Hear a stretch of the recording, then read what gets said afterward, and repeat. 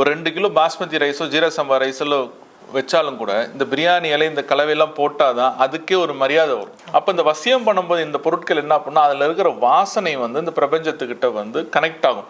எப்படின்னா ஒரு வாசனை ஒரு மனம் தான் வந்து ஒரு மனிதனை மாற்றுது. சிகப்பு கலர் பேப்பராக எடுத்துக்கலாம். ஏன் சார்? சிகப்பு தான் வந்து ஆக்கர்ஷணம், சிகப்பு தான் வந்து ஃபயர், சிகப்பு தான் அக்னி. ஒரு விஷயத்தை வந்து உருவாக்கணும் அப்படின்னா அக்னி தேவை.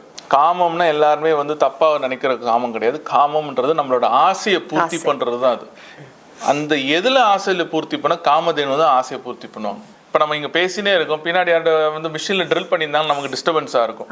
அதுவே வந்து பின்னாடி வந்து ஒரு இளையராஜா மியூசிக்கோ இல்லை வேற ஏதோ மியூசிக் போட்டு ரம்யமாக இருக்கும். அந்த ஸ்வரத்துலேயும் அந்த சப்தத்துலேயும் நம்மளுடைய மூளைகளில் இருக்கிற அதிர்வுகள் மாற்றுற அளவுக்கு அதுக்கு சக்தி உண்டு. அதனால இந்த மந்திரத்தை மட்டும் கரெக்டாக அவங்க உச்சரிச்சுட்டு எந்த ஒரு கண்டிப்பாக இதை செய்யும் போது அவங்களுக்கு எல்லாருக்கும் டைவர்ஷன் எல்லாம் வரதான் செய்யும். ஆன்மீக உலா சேனலை பாருங்க, மறக்காம லைக் பண்ணுங்க, ஷேர் பண்ணுங்க, சப்ஸ்கிரைப் பண்ணுங்க.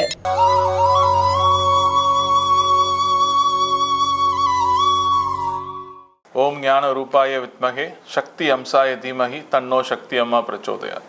சார், சில ஜோதிடர்கள் சொல்லி நான் கேட்டிருக்கேன் சார், பண வரவு வேணும் அப்படின்னாக்க இந்த பச்சை கற்பூரம், ஏலக்காய், அப்புறம் பிரியாணி இலையில வந்து சில விஷயங்கள் பண்றது. இன்னும் குறிப்பா சிலர் என்ன சொல்றாங்கன்னாக்கா 6 மல்லிகை பூவை எடுத்து நம்ம வந்து பணப்பெட்டியில வச்சாக்க பணமழை கொட்டும், பெட்டி ஃபுல்லா ரொம்ப அப்படிலாம் சொல்றாங்களே சார், இதெல்லாம் உண்மைதானா இல்லை எங்களை ஏமாத்துறாங்களா? பரிகாரம்ன்றது வந்து எல்லாரும் பல விதமாக சொல்லுவாங்க. ஆனால் இந்த பரிகாரத்தை செய்யணும்னா யார் செய்கிறாங்களோ அது மேலே நம்பிக்கையோடு செய்யணும். அதுக்காக வந்து சொல்கிறவங்க தப்புன்னு சொல்ல முடியாது. ஏன்னா அவங்க வந்து வேற யாரோட கிளைண்ட்டுக்காகவோ இல்லை தானே வந்து செஞ்சு பார்க்கும்போது அவங்களுக்கு அந்த பலன் கிடைச்சிருக்கும், அதை ஷேர் பண்ணுறாங்க. ஆனால் எங்களுக்கு மட்டும் நாங்கள் செய்கிறோம், கிடைக்க மாட்டேங்குது. அது ஏன் சார் கிடைக்க மாட்டேன்னு இல்லை, அப்போ அங்கே வந்து ஸ்ரத்தையாக என்ன பண்ணணும்னு நமக்கு தெரியல. ஏன்னா எந்த அளவுக்கு அவங்க வந்து ஈடுபாடு இருக்காங்கன்னு இருக்குது. இப்போ ஒரு விஷயம் நீங்கள் சொல்கிறீங்க, பிரியாணி இலை, நீங்கள் சொல்கிற பொருட்கள் எல்லாமே வசியம் உள்ள பொருட்கள். ஏன்னா இந்த இதெல்லாம் சேர்ந்தாதான் ஒரு பிரியாணிக்கே வாசனை வரும். மனமே அதில் தான் வருது. அப்போ அந்த மனம் வரும்னா அதுக்கு வந்து என்ன பண்ணுவாங்க, ஒரு 2 கிலோ பாஸ்மதி ரைஸோ ஜீரக சம்பா ரைஸோ வச்சாலும் கூட இந்த பிரியாணி இலை இந்த கலவையெல்லாம் போட்டாதான் அதுக்கே ஒரு மரியாதை வரும். சார், மரியாதை வருது, மனம் வருது, பணம் எப்படி சார் வரும்? பணம் வருங்க. அது பணம் வர்றதுக்கு தான் வந்து பல வழிகள் சொல்கிறோம்ல. அப்போ வந்து பிரியாணி இலையில வந்து அவங்களுக்கு என்ன பணம் வேணுமோ அந்த பணம் கிடைச்ச மாதிரி எழுதணும். எனக்கு 10,000 பணம் வேணும்னு எழுதக்கூடாது, எனக்கு 10,000 பணம் கிடைத்து விட்டது அப்படின்னு சொல்லிட்டு பாஸ்டா எழுதணும், முடிஞ்ச மாதிரி எழுதணும். அதான் கிடைச்சிருச்சு அப்படின்னு நினைச்சிட்டு கொடுக்காம போயிட்டா சார்? இல்லை, அதுதானே இங்கே வந்து பிரபஞ்சத்திட்ட மெட்டீரியலைஸ் பண்ணுறீங்களே. இப்போ இது எல்லாமே வந்து பிரபஞ்சத்துக்கிட்ட தான் நீங்கள் கனெக்ஷன் பண்ணுறீங்க. நீங்கள் போயிட்டு இப்போ ஒரு ஃபோன் பண்ணோம்னா ஒருத்தர் நம்பர் போட்டோம்னா அந்த நம்பருக்கு அங்கே தான் போகுது, வேற நம்பர் போகிறதில்ல.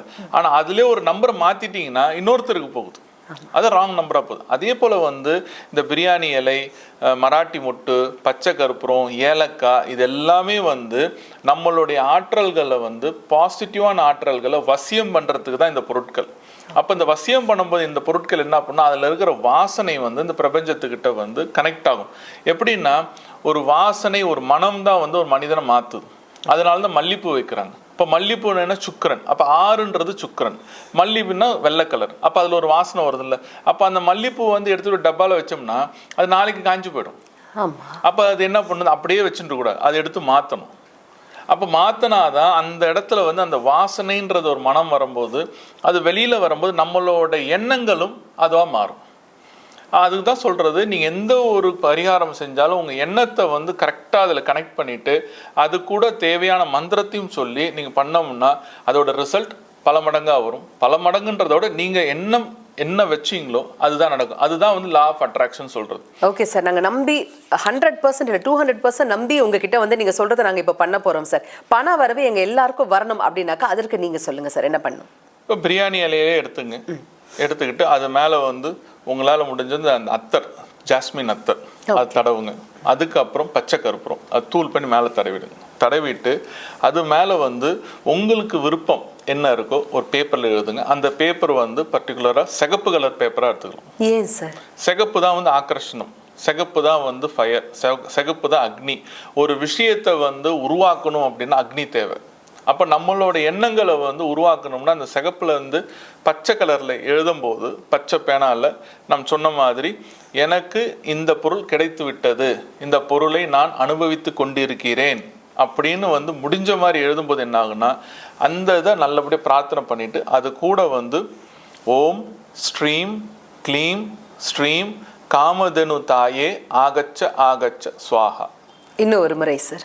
ஓம் ஸ்ரீம் க்ளீம் ஸ்ரீம் காமதேனு தாயே ஆகச்ச ஆகச்ச ஸ்வாஹா. ஓகே. இப்போ இந்த மந்திரத்தை வந்து கண்டினியூஸாக சொல்லிக்கிட்டே வந்தோம்னா க்ளீம்ன்றது வந்து என்ன பீஜம் சொல்லுவாங்கன்னா காம பீஜம் சொல்லுவாங்க. காமம்னா எல்லாருமே வந்து தப்பாக நினைக்கிற காமம் கிடையாது. காமம்ன்றது நம்மளோட ஆசையை பூர்த்தி பண்ணுறது தான். அது அந்த எதில் ஆசையில் பூர்த்தி பண்ண காமதேனு தான் ஆசையை பூர்த்தி பண்ணுவாங்க. அப்போ காமதேனு யார்? 33 முக்கோடி தேவர்கள் அடங்கியுள்ள பசு. நம்ம இந்த உலகத்தில் பார்க்க பசு ரூபமாக இருக்குது, தேவலோகத்தில் பார்க்க காமதேனுவாக இருக்குது. அப்போ அந்த காமதேனுகிட்ட வந்து எனக்கு வேணும் அப்படின்னு சொல்லும்போது அந்த காமதேனு ஆகச்ச ஆகச்சுன்னு சொல்லும்போது அந்த காமதேனோட அம்சம் வந்து நம்ம பிரார்த்தனையில் வந்து நீங்கள் கேட்குற விஷயங்களை அவங்க எடுத்து கொடுப்பாங்க. சரிங்களா? அப்போ அந்த மாதிரி நம்ம பண்ணும்போது இது கண்டினியூஸாக செய்ய செய்ய அது மெட்டீரியலைஸ் ஆகும். எத்தனை நாள் பண்ணோம்னா இது கிடைக்கிற வரைக்கும் அவங்க பண்ணணும்.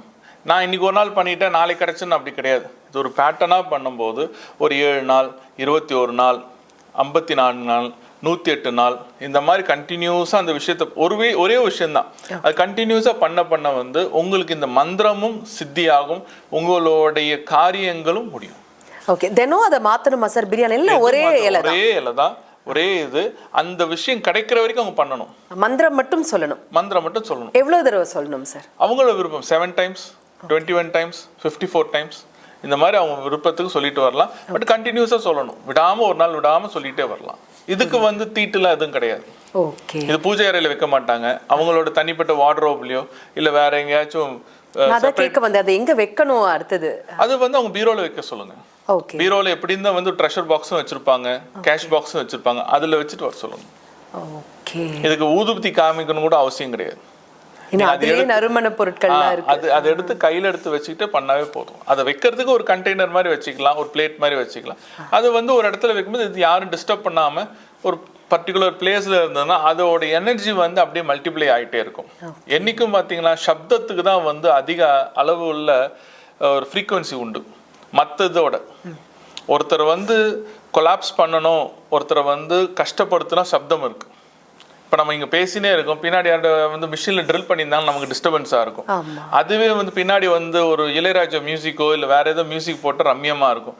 அதுவே வந்து பழைய காலத்து மியூசிக் போட்டாங்கன்னா, பாட்டு போட்டாங்கன்னா, அப்போ எப்படா வந்து அந்த மாதிரி ஒரு எண்ணத்துக்கு போகணும், நம்மளோட மனநிலைகளே மாறும். ஏன்னா அங்கே எல்லாமே பார்த்தீங்கன்னா வார்த்தைகள். அந்த வார்த்தைக்கும் அந்த சப்தத்துக்கும் மாறும் போது தான் எல்லா காரியங்கள் நடக்குது. அதனால தான் வந்து என்ன சொல்லுவாங்களா, எல்லா ராகத்துக்கும் வந்து ஒவ்வொரு விதமான ஒரு அமைப்பு இருக்கு. இப்போ இந்த ராகத்தை சொன்னோம்னா நோய் தீரும்னு இருக்காங்க, இந்த ராகத்தை சொன்னோம்னா ஒருத்தர் வந்து என்ன கோமா ஸ்டேஜில் இருந்தாலும் வருவாங்கன்றாங்க. ஸோ இதெல்லாம் வந்து மெடிக்கலில் வந்து எந்த அளவுக்கு சாத்தியம் நம்ம ப்ரூஃப் பண்ண முடியாது.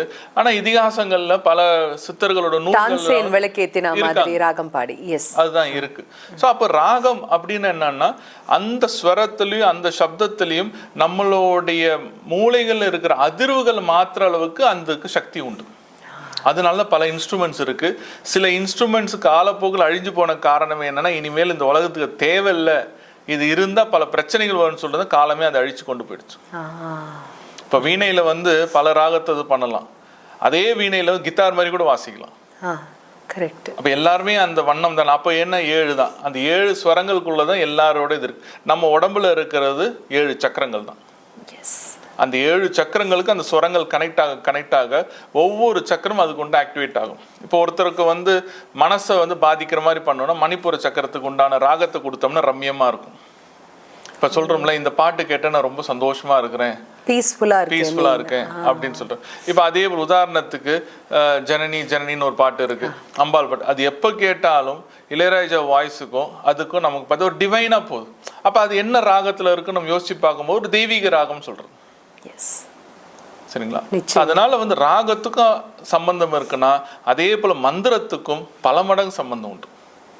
அதனால இந்த மந்திரத்தை மட்டும் கரெக்டாக அவங்க உச்சரிச்சுட்டு எந்த ஒரு கண்டிப்பாக இதை செய்யும் போது அவங்களுக்கு எல்லாருக்கும் டைவர்ஷன் எல்லாம் வரதான் செய்யும், அது சாத்தியம். இப்போ நம்ம பண்ணும்போது திடீர்னு குழந்தை அழுணுவாங்க, திடீர்னு வீட்டில் கூப்பிடுறன்னுவாங்க, இன்னொருத்தர் டிஸ்டர்பன்ஸ் வரும். அப்படி இருந்தாலும் கூட அதை முடிச்சுட்டு அதுக்கப்புறம் அடுத்த வேலையை பார்க்க போனாங்கன்னா அது மெட்டீரியலைஸ் ஆகிடும். அருமை சார். முயன்றால் முடியாதது எதுவுமே கிடையாது அப்படின்னு தெளிவான விளக்கம் கொடுத்தீங்க சார். அன்பு நெஞ்சங்கள் அனைவர் சார்பாகவும் மனமார்ந்த நன்றிகள். ஆன்மீக உலா சேனலை பாருங்க, மறக்காம லைக் பண்ணுங்க, ஷேர் பண்ணுங்க, சப்ஸ்கிரைப் பண்ணுங்க.